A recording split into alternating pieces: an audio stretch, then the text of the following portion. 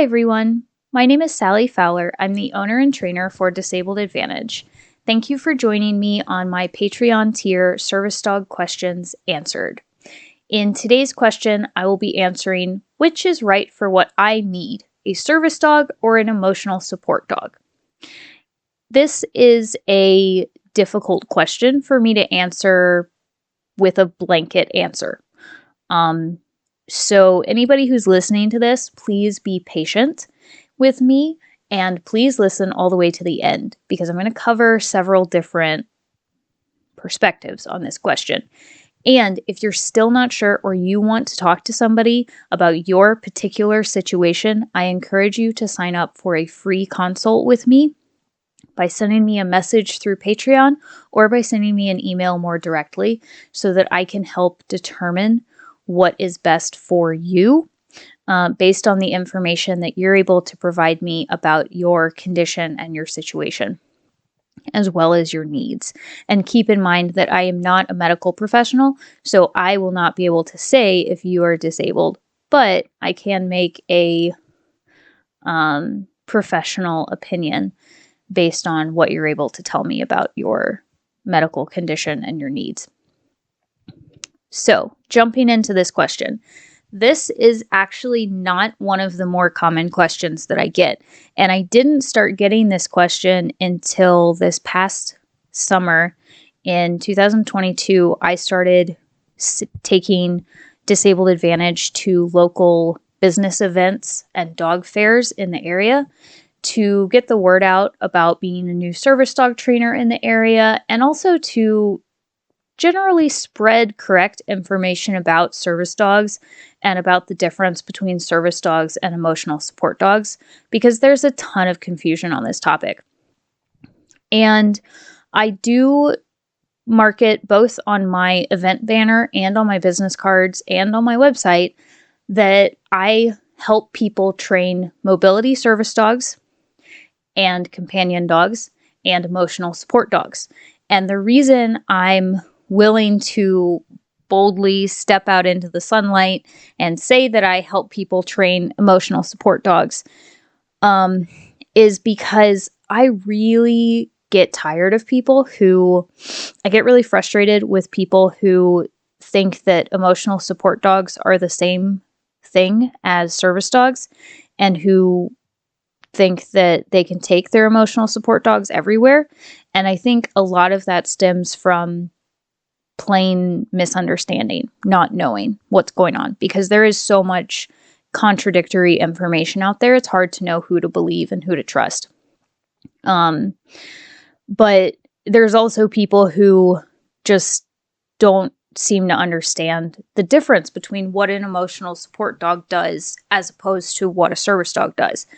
And so when I say that I help people train an emotional support dog, what that looks like is that if you were to come to me and you were to say, hey, I know I need an ESA, can you help me train it?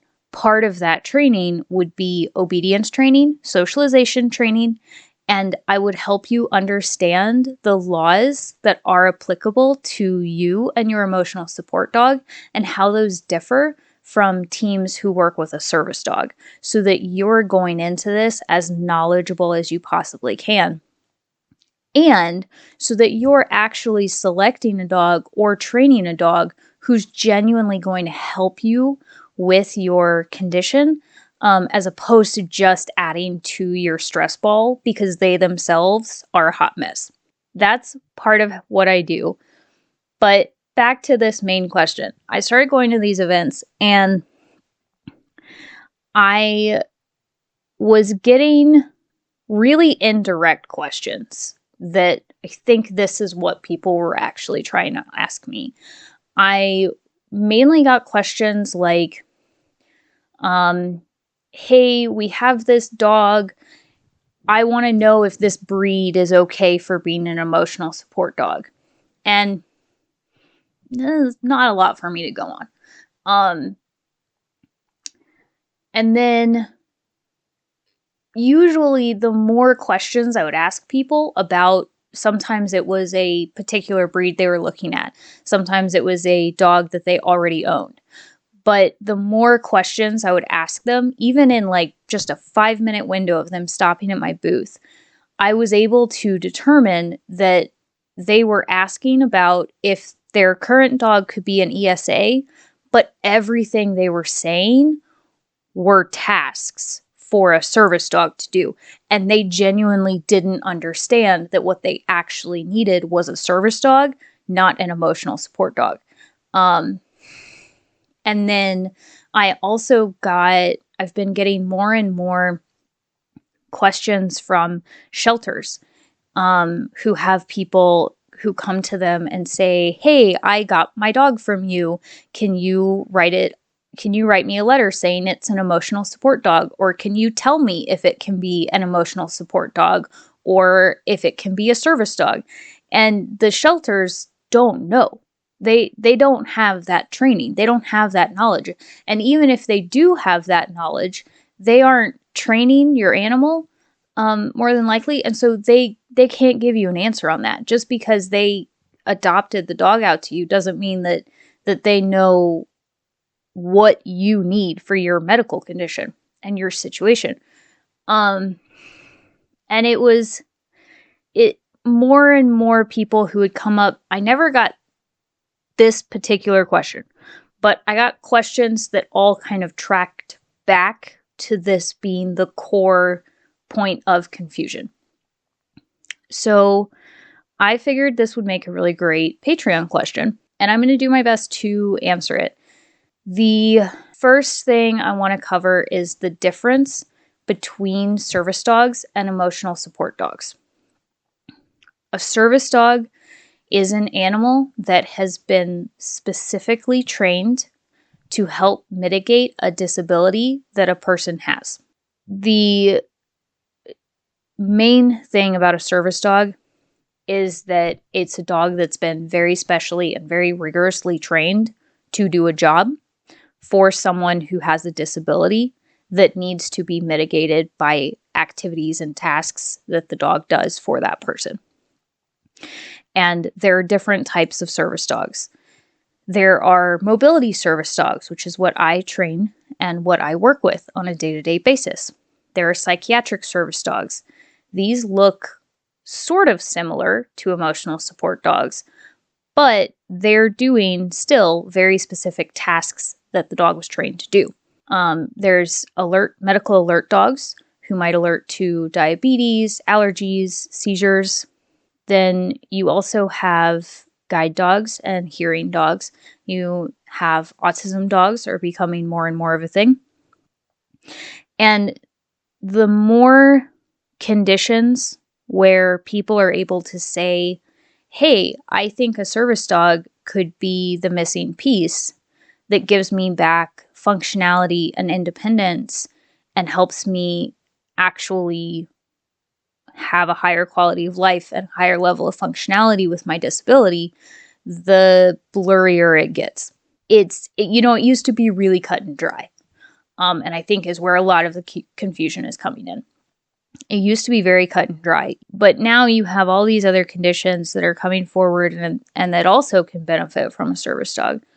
And it's getting a little harder, I think, for people to understand the difference between what a service dog does and what an emotional support dog does. Service dogs go through 1 to 2 years of training to learn how to do their job. The disabled person is the one who has the right to be accompanied by their service dog in public spaces. Only service dogs have that. Only service dogs and service dog teams have that legal protection. Other working dog teams are very case by case, such as search and rescue, therapy dogs, and police dogs.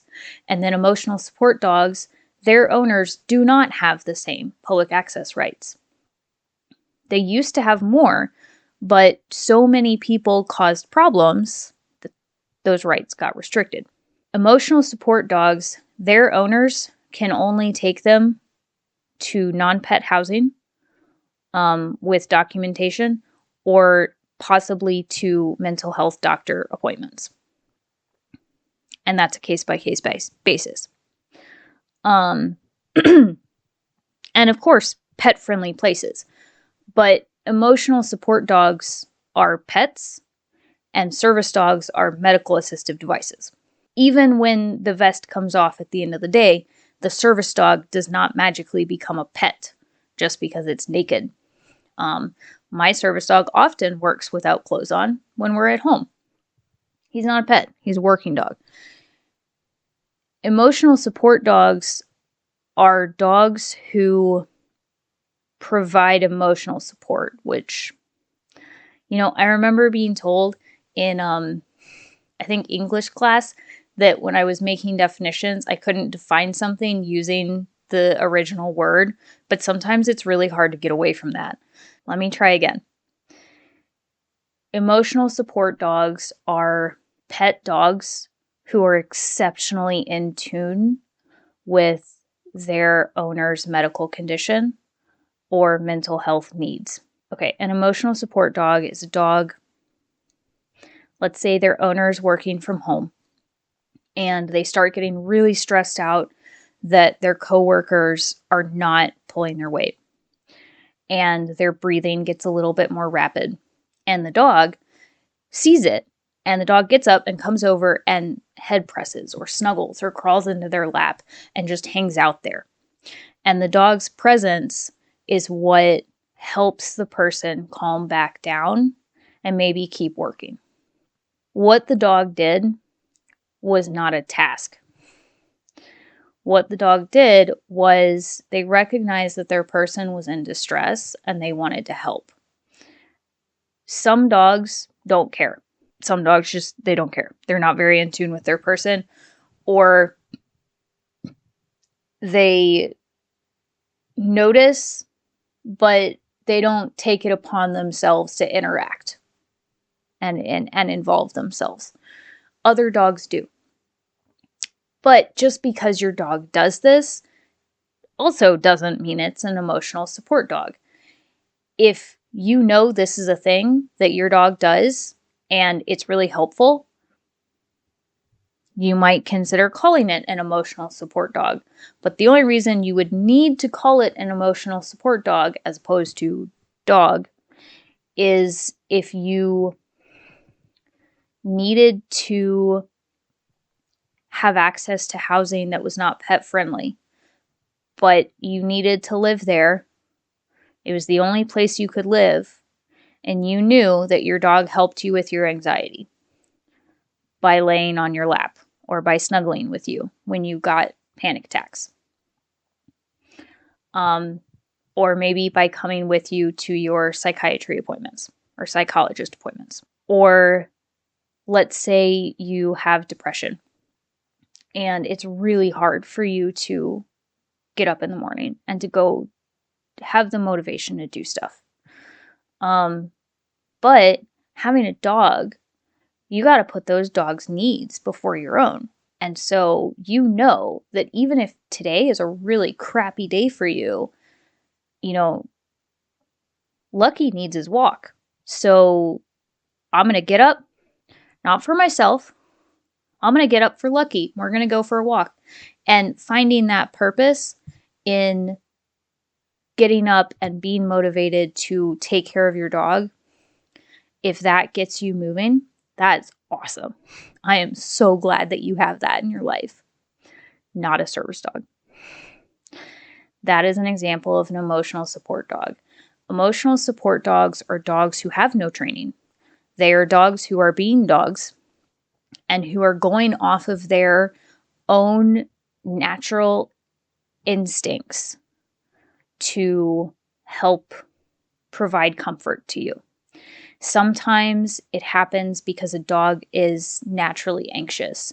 And so when you're anxious, they mirror your anxiety. And sometimes mirroring your anxiety looks like they're comforting you. And sometimes it's just that they're mirroring your anxiety and they're looking to you to comfort them. And that starts to get kind of complicated. But that's sometimes the case. Other times the case is that that dog's just really in tune with you. They know something's not right and they want to come check on it. And that trait is why we're able to have service dogs at all, is because dogs have that in them to be like, oh, something's wrong. I will assist with this problem. But what draws the line then is that service dogs have had extensive training where somebody recognized that they were having that thought and then shaped it into reliability and trained it, and also trained all the other stuff that makes a service dog, like obedience and socialization and public access etiquette. And they learned the laws that are relevant to them. And their condition is disabling to the point where they need a dog to function, and that without the dog there, they cannot function. They cannot manage their disability, or it's very, very difficult and they struggle much, much harder. Whereas an emotional support dog recognizes that something is wrong. They choose to help, but nobody's ever trained them to do it, and nobody furthers that training. So it still is hit or miss. And this is where it gets blurry, and I wish it was cut and dry for everybody's sake. Partly too because this is really hard for me to explain in a way that goes in a straight line and that is really easy to understand. Because I have brain fog as a part of my disability.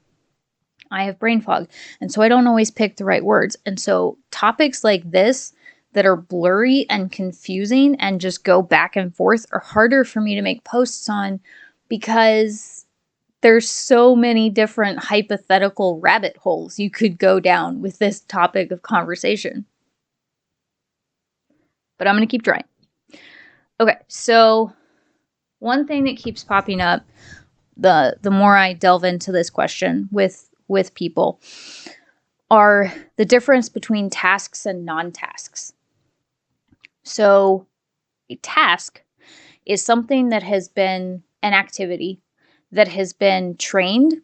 So the dog didn't have it and they were taught it out of nowhere. Like how to open and close doors.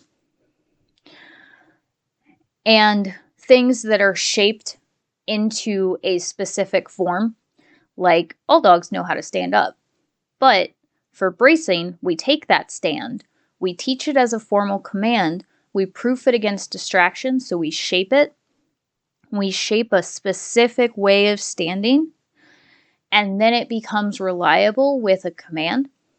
And then there's also things that are shaped into reliability that the dog also does naturally. Like, okay, let's say you have seizures. And right before you have a seizure, your dog usually stares at you. And then you have a seizure. And then you wake up and your dog is curled up in your arms, snuggling next to you. That is something that is, seizure dogs are a great example of this, because often seizure dogs, they pick up on something and they respond. And then we take that response and we shape it and we play it as a game. We play it intentionally with the scent from a person who had a seizure. And we teach them to do it all the time because they get to play a really fun game where they get treats for telling their person that they're going to have a seizure. And so we shape it into reliability that way. And those are tasks. Training happened. Focused learning happened so that the dog does it every single time. And dogs miss tasks. That's a thing. But once they're fully trained, they don't miss very many unless they're very distracted. Most tasks are things that a dog wouldn't do naturally, or they're things that not every dog would do.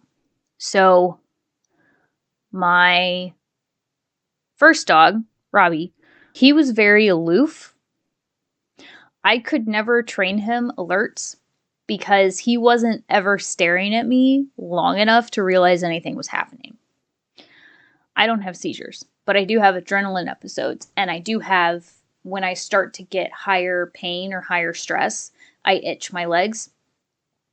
I've been able to train my second dog, Austin, that when I itch my legs or my hands are shaking, to come over and to put his head on my hands and stop that behavior. I was able to do this because Austin showed a natural tendency and a natural inclination to watch me and to come over and pester me when he thought I had been in a chair for too long, which we then shaped into, I set a timer, Austin hears the timer goes off, he comes and pesters me and gets me out of the chair.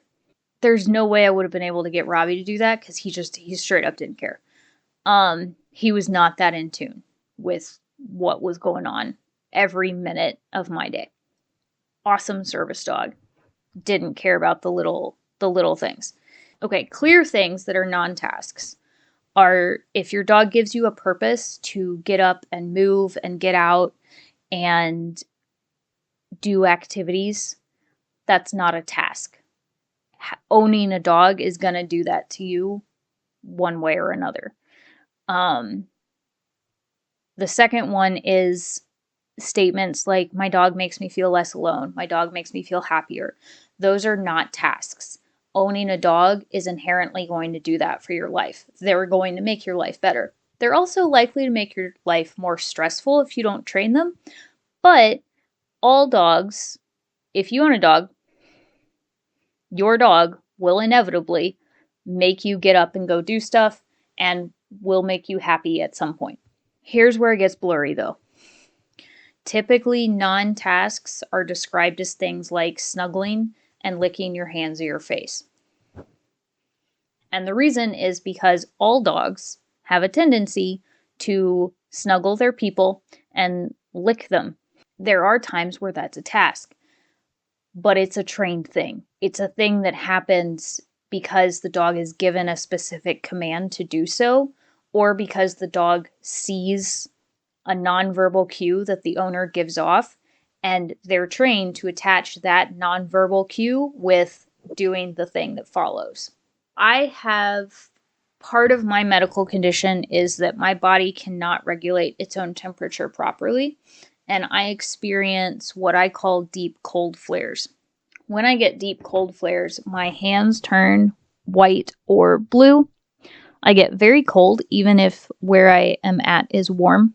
I can tell when I'm starting to get really bad, and if I let it go unchecked, I can slip into shock. And when it's gotten really bad in the past, I have trouble forming sentences. I have trouble remembering words. I start to stare off into space. It feels like my muscles are seizing up, and I feel really, really bone deep cold, but I'm not shivering. And I usually do have a period where I start shivering and then I stop shivering. And that's usually when we know that it's pretty bad. One of the tasks that we have trained Austin to do and that we trained Robbie to do before him is to come lay on me when I have a deep cold flare to stabilize my body temperature by using their own body heat to do it. A question I get asked a lot is, how does the dog know? They don't. I tell them. I can tell when I'm starting to get on the verge of deep cold. So when I feel this coming on, if I'm out in public or if I'm at home, I get in bed or I sit on the floor. I call my dog to me, I pat my lap, and I give them a very specific command that tells them to put their body on me and remain there until I'm stabilized. This is a task. I trained it. And specifically with Austin, it took about 6 months to a year to train because he was so enthusiastic about getting to snuggle with me that he would mouth and thrash wildly. And so it took a really long time with a lot of really short training sessions and lessons in let's just be calm on the floor together. But the key thing here is it was trained. I took time to focus on teaching him how to do it and when to do it and assigning a command to it so that it was reliable and so that he would lay the same way every time. And then I expanded it out to him being able to do it with me in different positions, like me sitting in a chair and him doing paws up into my lap and leaning against me to provide both deep pressure therapy and deep cold therapy at the same time. If you had an emotional support dog, you also had CRPS, and you also had deep cold flares. And let's say every single time you started to get a deep cold flare, you unconsciously rubbed your hands together because that's what you do when your hands are cold. And every single time you did that, your dog perked up from wherever they were and came over to you and laid on your lap until you were warm again. That might be a task. They saw a nonverbal cue and did the exact same thing every single time, no matter what else was going on. But let's say you do that and you have deep cold flares 7 times a week, once every day. And 3 of those days, your dog came over halfway through your deep cold flare and laid on your lap. 1 of those days, your dog came over 10 minutes before you had a deep cold flare and laid on your lap, but then left halfway through. To you, it's helpful. It is absolutely helpful. They're sharing their body heat, and it might seem like it's a task, but the irregularity, the dog doing it by choice, and the dog leaving halfway through, that's not training. That's the dog making a decision. And honestly, you do not know the dog is coming and laying on you because they know that you're cold. They are coming and choosing to snuggle with you, maybe because you look uncomfortable, maybe because they're cold, maybe because they just want to snuggle. You don't know. In my case, I don't know that Austin knows that I'm cold and in danger, but I do know that I've trained him to respond to a command with a particular behavioral response laying on me, and that he will do it reliably because I asked him to. And that's one example of the difference between a tasking service dog and an emotional support dog. Today I've been having muscle spasms up and down my legs. And when I stand still, sometimes my legs spasm around my kneecaps and my knees buckle and I almost fall. Today I have been, every time I go to stand up, I call Austin to assist me, to help me stand up safely. I stabilize on his shoulders for an extra 3 to 5 seconds to make sure my leg muscles are engaged and ready to start walking. I have him walk beside me to the bathroom and to the kitchen and to my office so that if my legs buckle, he's right there ready to prevent a fall, because he has been trained how to walk beside me, how to walk closely beside me, how to stop immediately as soon as he feels my hand on his shoulders, how to stand a certain way to help me out of my chair. And he's also helped me get dressed several times today because he has been trained how to stand still while I drape pants over his shoulders and lean slightly on him to safely put my pants on without falling down. Austin has been trained all of these things. He's also been trained in each of these scenarios, and his training is so well done that when he sees me pick up pants, he automatically comes over and offers a bracing stand. I don't know that he knows that I'm having muscle spasms. I do know my first dog, Robbie, could tell when I was limping, and he would automatically put himself in heel, but he would only automatically put himself in heel after he went through the training and learned that I was different and learned how to prevent falls. When we first got Robbie, he watched me fall over a lot before he ever started helping me, and a lot of times he caused those falls. And he only started helping me after we showed him how to help me. And the same is true with Austin. And I don't know that Austin knows that I'm having muscle spasms. I do think he's able to tell that my legs are a little weaker, because when my legs are a little weaker, he tends to stay closer to me during the day. But this is also, I believe, largely in part to his training.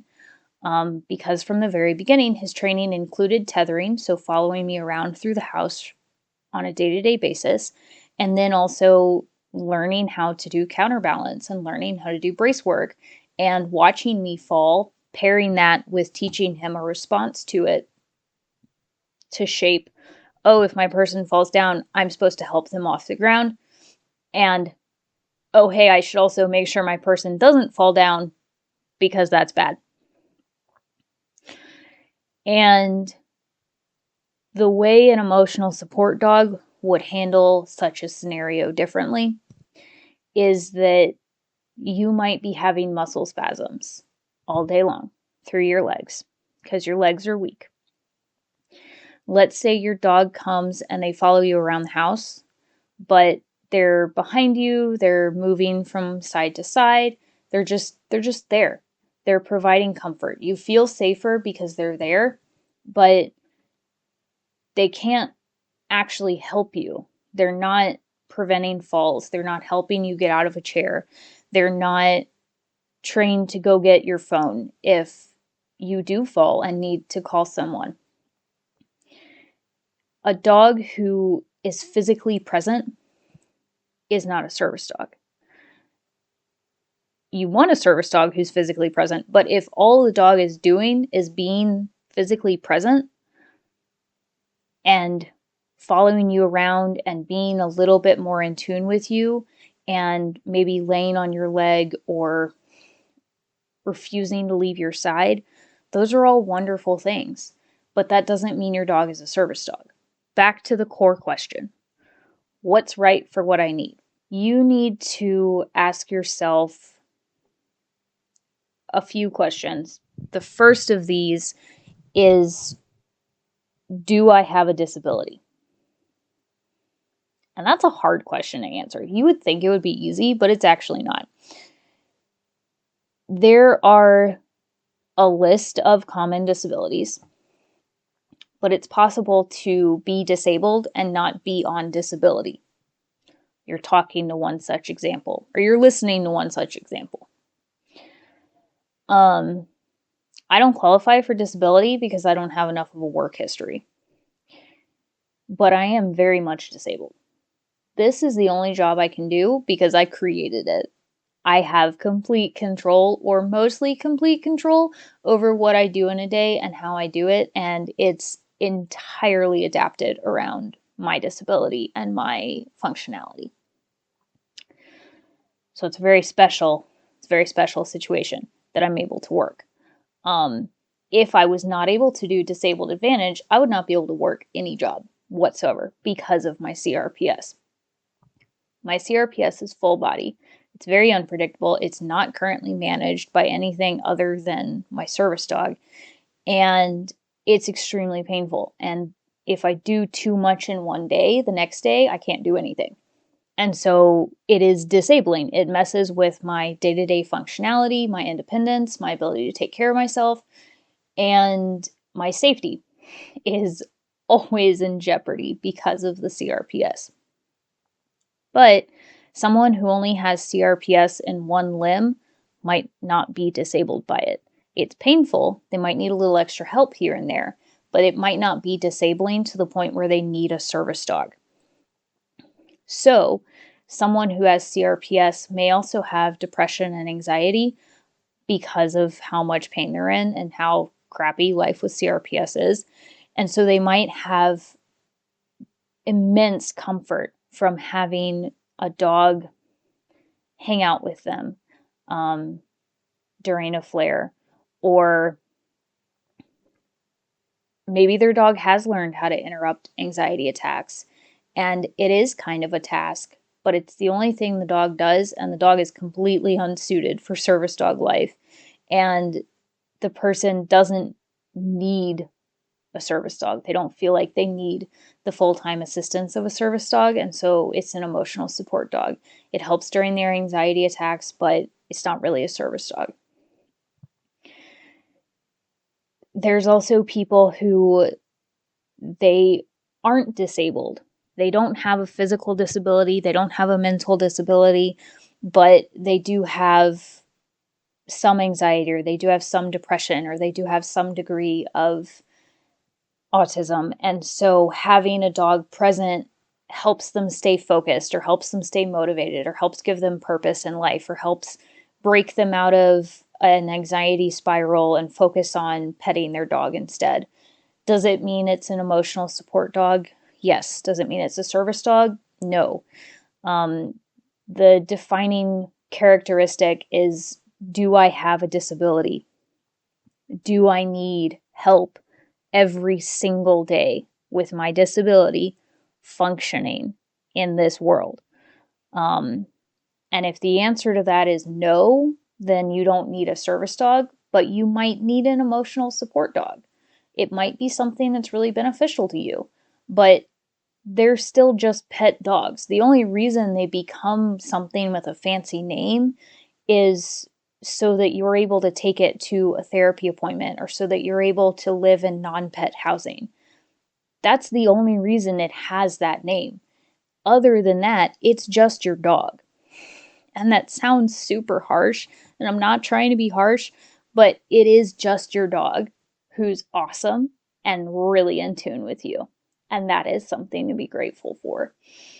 But I think people hear the name and it's fancier than, this is my dog. And so they think it means that it has the same meaning as a service dog or another type of working dog, and it doesn't.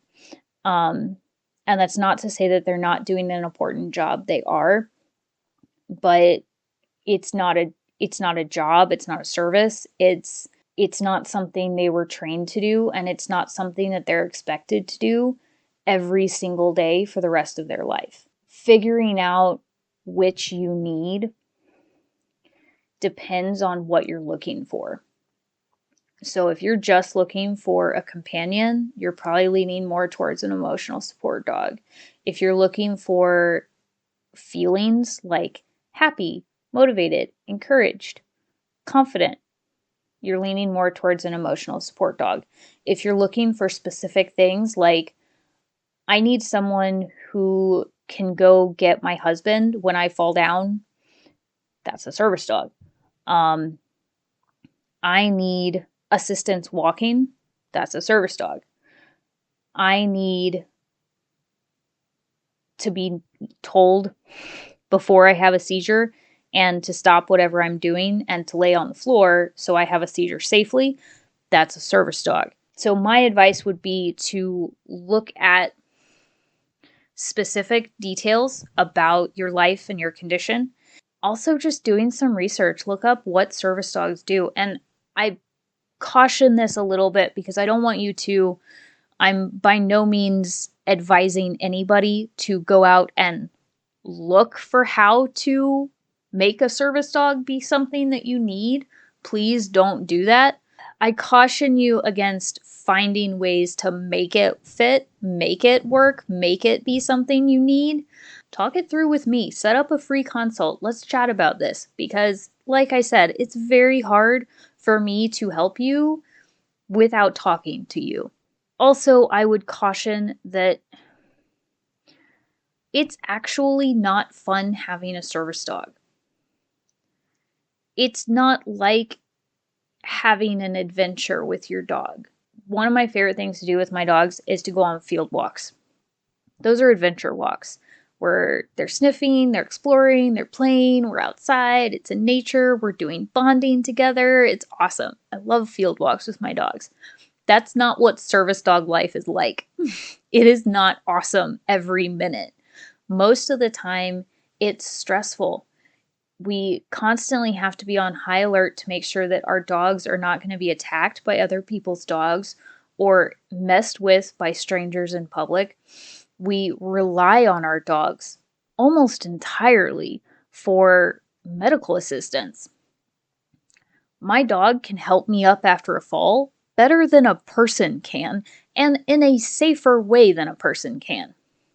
I trust my dog more than I do doctors to help me because they're going to touch me in the wrong places. They're going to lift up in the wrong ways. My dog has been trained how to help me without causing more pain. So the dog is safer to interact with me than people are.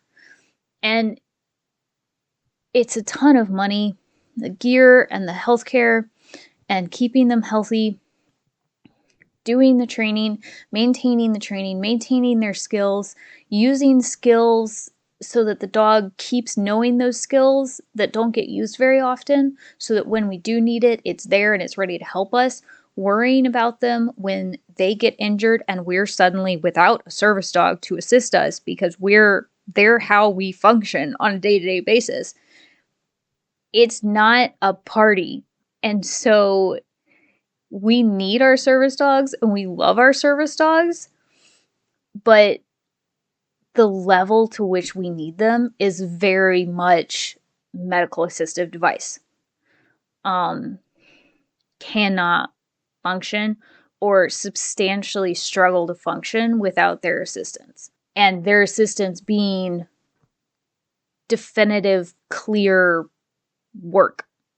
Austin opens doors, he braces, he pulls things, he moves things, he retrieves items that I drop, he stabilizes me, he gives me forward assistance on walk so my legs keep working. He interrupts me during pain flares. He calms me during adrenaline. He stabilizes my body temperature and so much more. As opposed to my rabbits, who are cute and fluffy. When I'm having a bad day, I can go outside, I can sit with them, and I feel just a little bit calmer and a little bit more at peace watching them happily eat dandelions. But they are not actually helping me with my disability. Thank you for listening to this very long Patreon question. If you would like to set up a free consult with me, please send me an email or a Patreon message.